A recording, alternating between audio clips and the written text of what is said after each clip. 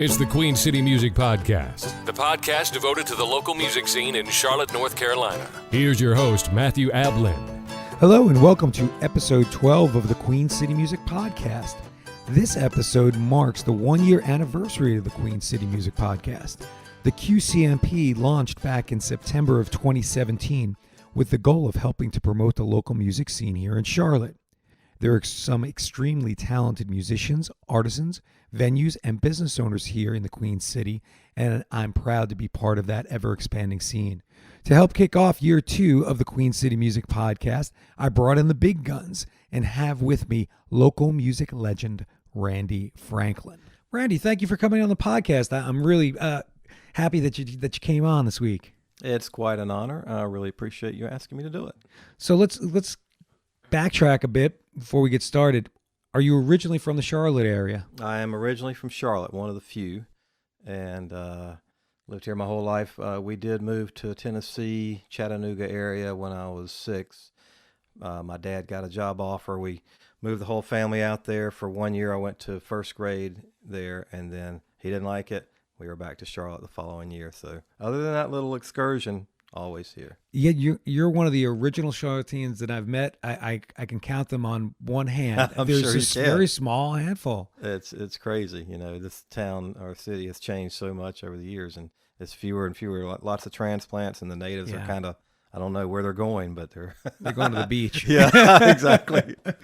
Yeah, I have, and you're the first original Charlottean I've met who's on the podcast. Oh, cool. Everybody else has been transplanted from somewhere else, I'm sure. I mean, people have been here 20 years or so, but you're the first one who's like, nope, I'm from here. Yeah. That's awesome. Yeah. So, how long have you been involved with music? When did you start? What's your history? A long time. Well, that year that we lived in Tennessee was kind of an interesting year. It was 1966. Yeah. So the Beatles were huge. The Monkees were huge. And that Christmas, my parents gave me my first guitar. I have an older brother, Tommy, who the same year he got drums. So he got drums for Christmas. I got a guitar. I can't remember if we asked for them or we just got them, but Christmas morning there they were. So I don't think my parents ever dreamed that we would stick with it. Right. But we stuck with it. So my brother played drums all the way. He still plays drums. That's great. He played in marching band in high school. And I stuck with the guitar. And so that was pretty cool that developed from that Christmas morning of 1966. So I didn't take lessons till I was older.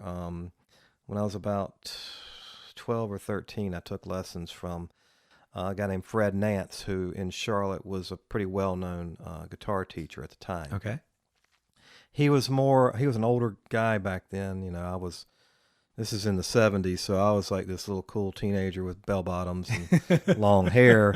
And this guy in like his mid 60s is teaching me, but he's trying to teach me songs like Camptown Races and old folk songs. Sure. And so I just wasn't really getting it. And then there was one particular lesson where he couldn't make it. So he sent his daughter in his place, who was probably about 24, 25. And she comes in and she says, "Hey, you want to learn some Rod Stewart today?" And I was like, "Yes." Did you switch teachers at that point? I would have, but she was like teaching out of town. So okay. Anyway, after that, I didn't, I stuck with it maybe a year or so. And then I found out quickly that you learn a lot more from your buddies. Mm-hmm. So, I had different buddies that played guitar. So we'd get together, "Hey, check out this riff," or "Hey, let me teach you this Led Zeppelin song," or whatever. So that's really how my guitar playing developed, was, just from jamming. Okay. I mean, yes, I got the basics, which was helpful Sure. from lessons, but mostly it was taught from other players. Picking it up from as you went along. Even today, probably you're a musician yourself. Yeah. I mean, it still happens today. Yeah, I mean, I took formal lessons and went to school and studied classical and studied with a teacher for a long time. But, I pick up little things from other people. Yeah. So you learn a song, you pick up something new. Right. I mean, it's undeniable that happens. Yeah. So that's how it got started. Really was that. You are also singing though too? Yeah, and As I got into middle school, started forming some little play bands. Right, right. One crazy names. One of them was called Groovy Grubworm. And then that band, the picture I pointed to earlier, was called Redwood, a little cooler name. And we would just play, songs badly, but we would play to neighborhood parents and stuff, and right. They were very encouraging, And then as I got a little older, started getting a little more serious about it. I started writing songs in high school. Wow. And in that period of my life, I started listening to more country rock sounding bands like the Ozark Mountain Daredevils, the Nitty Gritty Dirt Band. I got into my John Denver period back then. So I kind of started changing my style. I was like this little rock and roller, but then I developed into this kind of country rock guy. So I learned to play banjo. Right. So I played banjo, and I got into a bluegrass band in high school. So we were called the Blue Ridge Boys. And I actually taught back in the olden days in Charlotte. They had what was called open school, which was kind of an alternative way of learning, and they had student taught classes. So I taught bluegrass appreciation class, and this is in high school. In high school, yeah. Wow. You had kids that taught classes, and you get that's credit. Fantastic. You get credit. So I was kind of going through that period, and it wasn't until after I graduated from high school that I started kind of going back, drifting to the darker side of rock again. But I really appreciated that period of my life because I still play banjo, I play mandolin, and so I enjoy that. I still enjoy that side of music as well. Yeah, there's for me with rock, one of my favorite bands of all time is Led Zeppelin. Right. But not because they were heavy, but because you listen to Led Zeppelin 3, there's just this other softer side, and that made me get into mandolin and acoustic music more than anything else. Exactly. Yeah, and that's interesting is during that period in the early 70s, you would find that in certain bands, you would find that element. Even like a little later in mid 70s, like Heart, that would incorporate mandolin, or even Rod Stewart with Maggie May and Mandolin Wind that opens it, So yeah, definitely was out there. That's one thing I find that in my own opinion, that is lacking in today's music is that the artists are so boxed in. This is my sound. This is what I do. They're not able to branch out and bring in other styles. And those older musicians from the 60s and 70s, they did that. Right. And I still do that. If you listen to my music, you'll hear all kind of genres. That's one of the most common compliments I get about my album Bloodlines is, wow, nothing, all the songs sound different. Right. You've got something that sounds real rock, and then you've got like a pop song, and then you've got like a jazzy song, and then you've got like a country song. Right. And that's just because that's the kind of music I grew up with. I loved everything. Sure. Over here, you'll see a rack of vinyl albums. There's probably 300 albums in there, and if you just pull stuff out at random, you'll go, okay, he's got Willie Nelson, he's got Cole Porter, and he's got Black Sabbath. Where are we going here? Yeah. No, but that's wonderful. It shows you should wear your influences on your sleeve. Right. A lot of people know I can't do that. It's got to sound like this. Yeah, exactly. I always use the example. It's not to demean them at all, but it's like a AC/DC. They do one thing, they do it real well, and that's it. Right. But then you take a band like the Beatles or Led Zeppelin, and they were all over the map with their stuff. Exactly. So but a lot of artists they don't do that today, which is kind of sad. Yeah. So when did you start recording your own stuff? You started writing songs in high school. When did you start recording albums or Well, that was songs? later.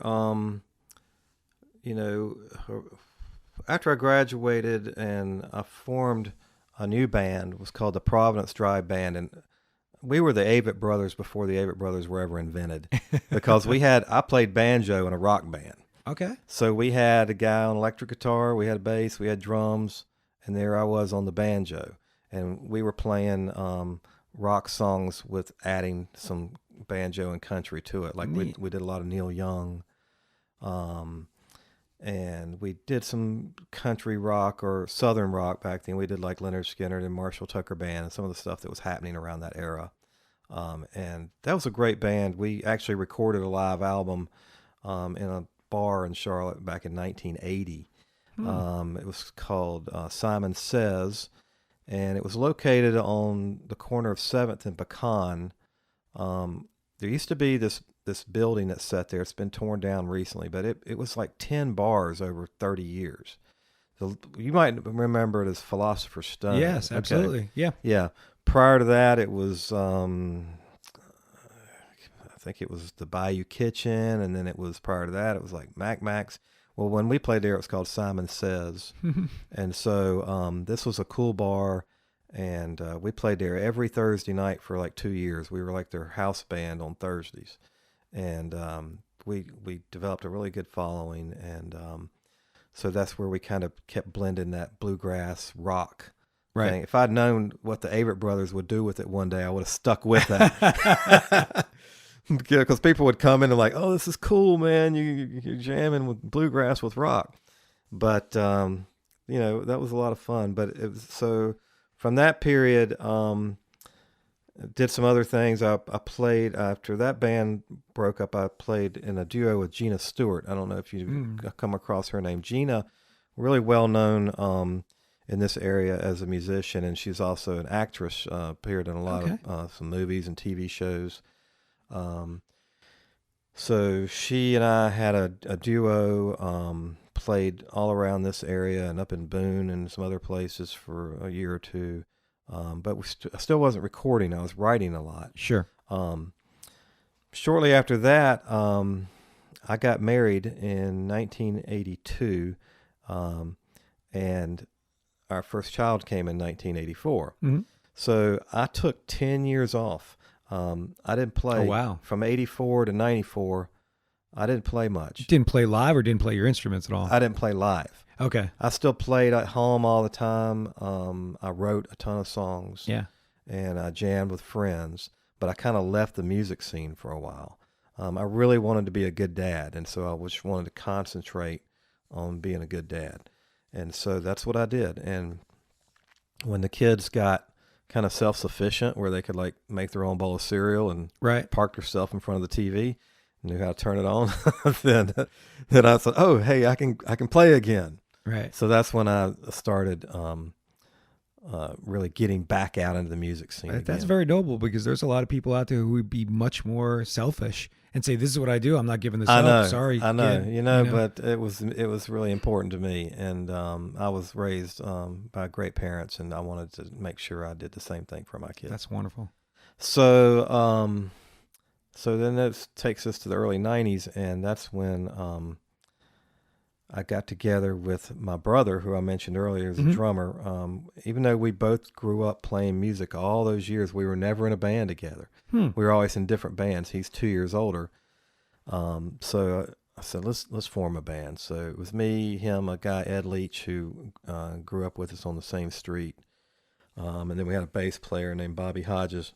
And the first time we got together, we didn't think we were going to do anything with it. We were just going to hang out and play for enjoyment. So we called ourselves Midlife Crisis, because we were in like our 30s. We thought we were old. Yeah. So we started really getting good and tight, and I was writing a lot of songs. So we decided to go to the studio. So we dropped the Midlife and just became Crisis. Oh. Okay. And so we recorded our first album, a place called The Barn.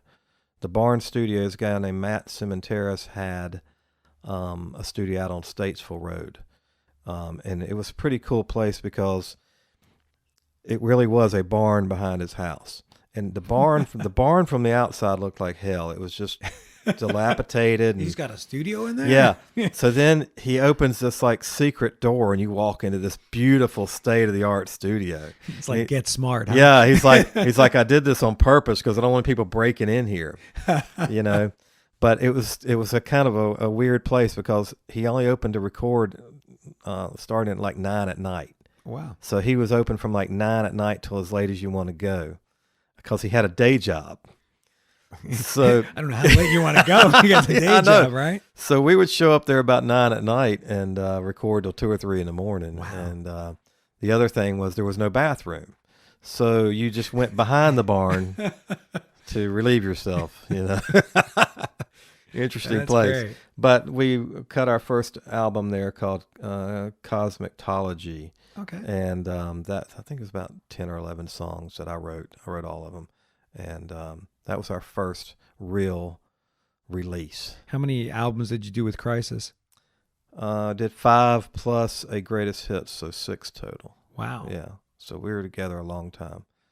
And we still are together, so to speak. We might play once a year these days. So was Crisis today, was that a regional group? Did you guys travel around this area, or was it much more just local? No, we were regional. We played, in up in the mountains around Boone, Blowing Rock area. We played down in Augusta, Georgia. Wow. So yeah, we played out a lot. Was there a whole little circuit that you guys played? Well, kind of, it's almost like today you kind of follow the other bands. Right. See where they're playing, try to make the same connections. Hey, I'll trade you this guy's name if you give me this guy. So it was that type of thing. But we really loved recording, and I was writing a lot. So that's where the other albums came from, was my just writing all the time. And so the second album, Matt moved to Florida, our recording guy. He sold the barn, took off. So we're like, okay, where are we going to go? Well, I had a connection with Jamie Hoover from the Sponge Tones. Okay. Jamie's really well-known record producer and engineer. He's recorded everybody, So I called Jamie, and he had just opened a new studio on Freedom Drive in Charlotte. Okay. So that's where we went to record the second album. And immediately we had such a great connection with Jamie. He's our age, and he grew up with the same music, and he had the same sense of humor. So we would spend half the day recording and the other half reviewing old Andy Griffith shows and laughing and telling stories. And it was a lot of fun to hang out with him. But so we recorded albums 2, 3, 4, and 5. Wow. At Jamie's studio on Freedom Drive over about a 10-year span, I guess. Yeah. So, and that's just all original stuff. Yeah. All original. That's fantastic. Yeah. Wow. So, it's, I love recording. I love playing too, but I'm a prolific writer. I'm always writing songs, and kind of wish I could do that every time I sit with something takes me away, and then I got to come back to the song 5 days later, and I'm like, always got to try to find that momentum in writing it. Yeah. Do you find that the stuff comes out quick? Or is it slow? Is it like childbirth? What is it like? It's usually quick. A lot of my songs come from just phrases that I hear somebody say, right, or observations or a conversation. For instance, on the album Bloodlines, there's a song called Papua New Guinea. And it's the story of meeting this exotic woman from an exotic place, Papua New Guinea. Well, so how did that song? It's a good song, by the way. Oh, I heard it. Okay. And I saw it on YouTube. You guys did your current band did a Randy and the Sardines. Yeah. Did it in a performance at the Thirsty Beaver. Right. So I checked out the video. So people say, wow, did you go to Papua New Guinea? I was like, hell no, I didn't go to Papua New Guinea. So here's how it happened. I was at the Walgreens drugstore in Waxhaw. Okay. And there's this young girl behind the counter, and it's a slow day for her, I guess. So we're just chit-chatting while I'm buying some things. And I said, where are you from? She said, I'm from Papua New Guinea. I said, Papua New Guinea? How in the heck are somebody from Papua New Guinea in Waxhaw? She's like, well, my parents are missionaries, and I just happened to be born in Papua New Guinea. When they were there, I lived there till I was about 5, and now we're back in Waxhaw. Wow. So I'm like, oh, that's cool. I'm driving away, and I'm thinking, that girl from Papua New Guinea, that girl. So I grab my phone, I sing a few bars into my phone so I won't forget it. And then, the next day or two, I sit down and flesh it out. So.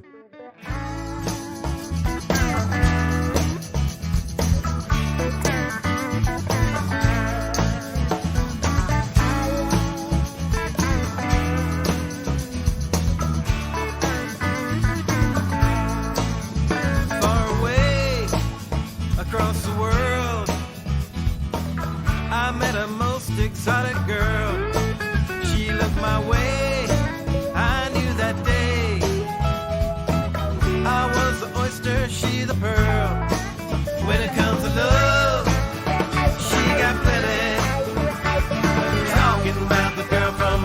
New Guinea. When it comes to love, she got plenty.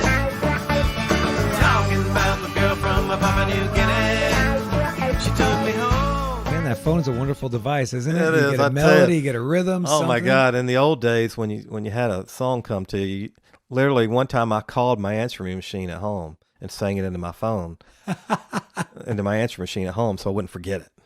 You know, because I'm telling you, I've probably written some #1 hits that were here and gone.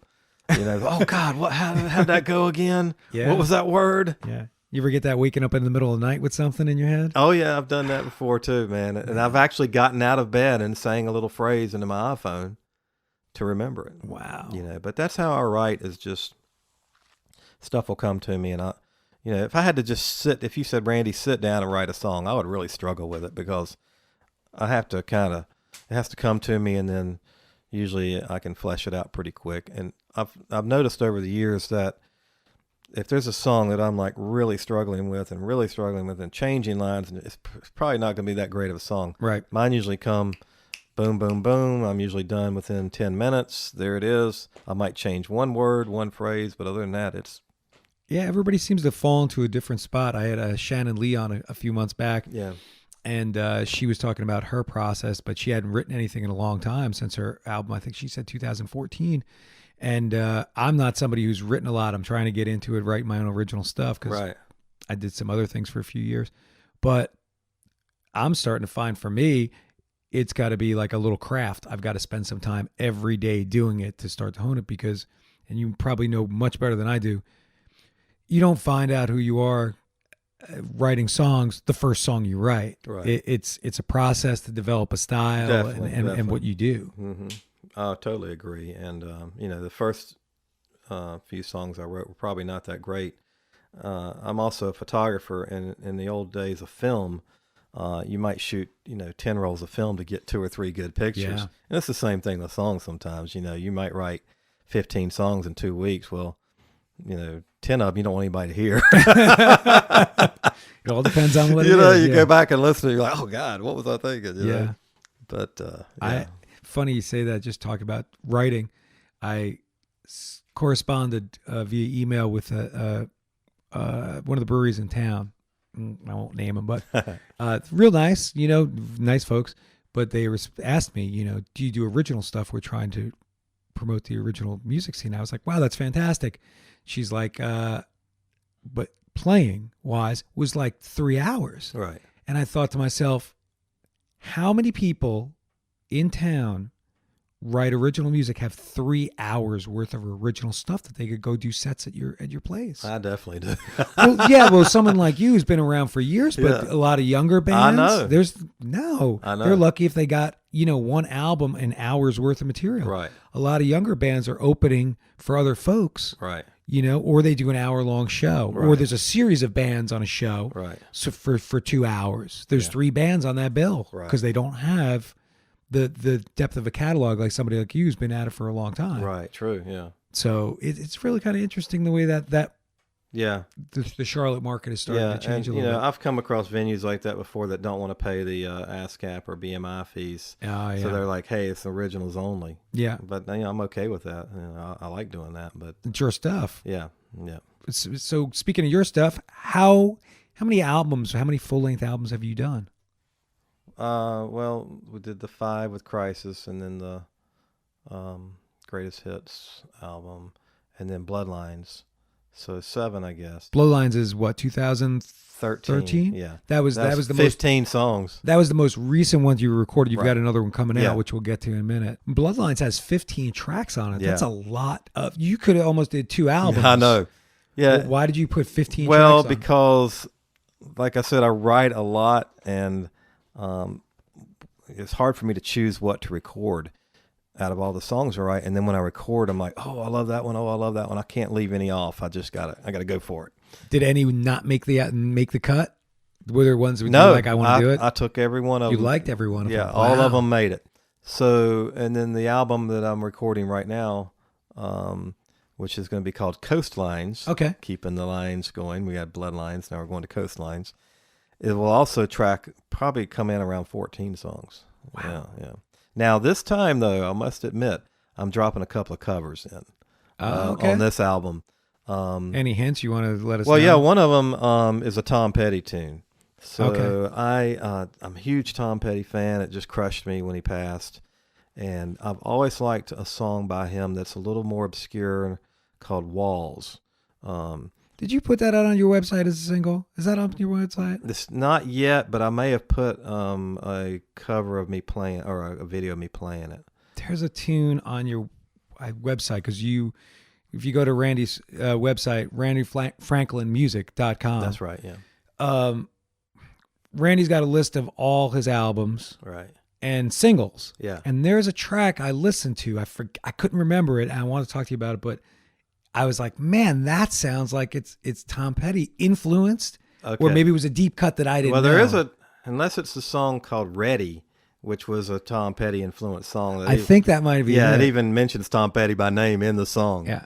But yeah, no, this one is actually, the one I'm talking about for the new album is actually a Petty written song. It was actually on a soundtrack. He wrote it for a movie called She's the One, mid-90s, I guess.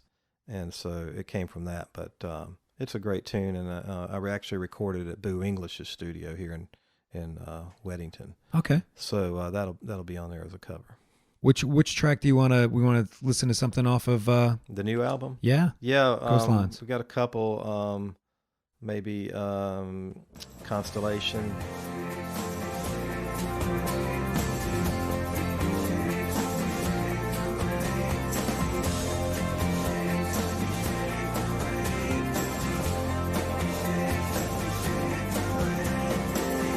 She paints her pictures in the mornings. She never liked the color gray. She paints the sun a golden yellow. She chases all my clouds away.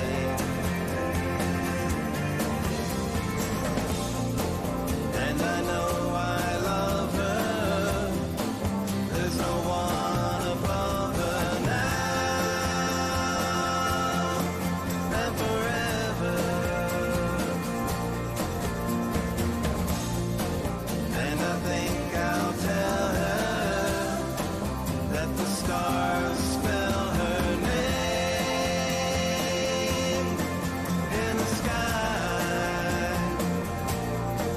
And that's why she's a constellation high in the sky. But I'm not the one she wants. I'm the constellation prize. A nice guy. And nice guys finish So what about last. Constellation? How did this song come about? That actually is a co-write between me and Jamie Hoover. That song, I was observing a couple. I won't go into details, but I noticed that the guy was probably this woman's kind of second choice in partners. You know, and he didn't. She Did didn't, he know that? Well, see, she didn't even seem to be in his league. And I was like, whoa, how did that happen? Yeah. So I started thinking, well, maybe he's just a constellation prize. Yeah, consolation prize, I mean. Maybe he's a consolation prize. So I was talking to Jamie about it, and he's like, he said constellation. I said, no, consolation. Anyway, he kept getting mixed up between constellation and consolation. And so I wrote this song, and me and Jamie kind of sent it back and forth a couple of times, and I was really proud of how it came out. And you know, Jamie's just a phenomenal. He plays a lot of the stuff on there, and he's just a phenomenal musician and great songwriter himself. So that's how that came to be, and that one's finished and done and ready to roll. It's already been mastered, and Wow. yeah. So And the album is coming out when? I'm shooting for January or February of 2019. 2019. Yeah, so not too far off. Where do folks buy it? Do they buy it directly from your website, or do you have? I think you have Bloodlines is up on CD Baby. If I'm correct? Yeah, you can get it CD Baby, and of course all the new fangled places like iTunes and all the downloads and all that. It's weird, I grew up in the vinyl age, and then moved into the CD age. Sure. And now it's not quite sure where we're going, because a lot of young kids are coming back to vinyl. Right. But not too long ago, this young girl came up to me after one of my shows. She said, "Oh man, you're fantastic. I love it." I said, "Hey, let me give you a CD." She's probably 19. So I Right. give her a CD, and she's like, What do I do with "I this? think my dad has a CD player." And I was like, "Oh my God."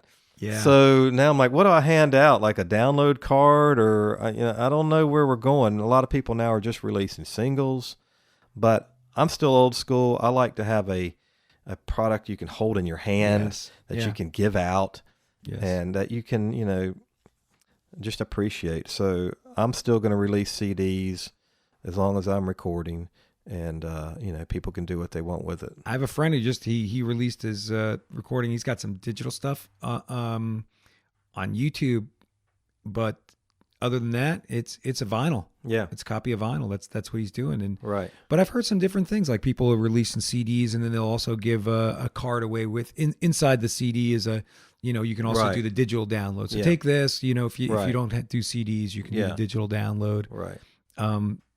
Yeah, that's the kind of Yeah. that's a That's tough thing. probably what I'll end up doing, and I may even look into doing a limited vinyl release, Nice. because I know a lot of bands are doing that now, and it might attract a younger crowd. Here's a vinyl, Well, not here's one. You can buy one, Right. because they're expensive to make.